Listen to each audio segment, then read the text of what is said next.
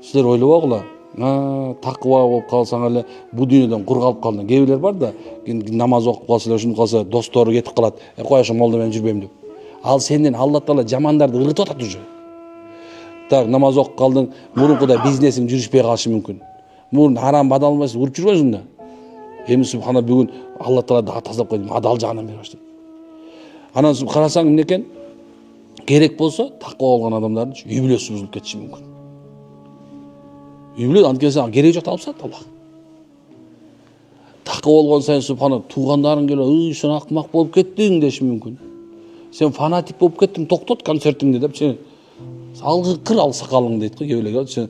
Мен эгимде сакал менен тимди тешесип бер, көрүчүмбөйм да, кээ Субханалла, ушундай да.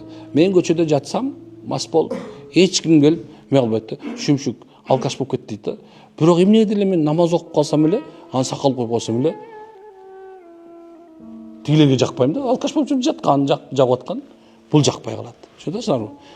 Ушундайдын баарын тең Алла көзүңдү ачып коет.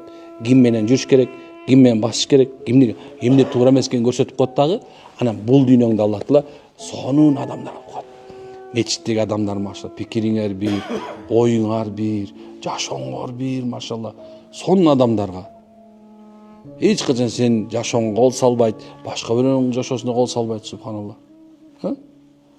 Мынакей, ошондой таквачылыкта машалла Алла Таалам ушундай бул дүйнөнү, анан тиги дүйнөнүкүн да даярдап койгон.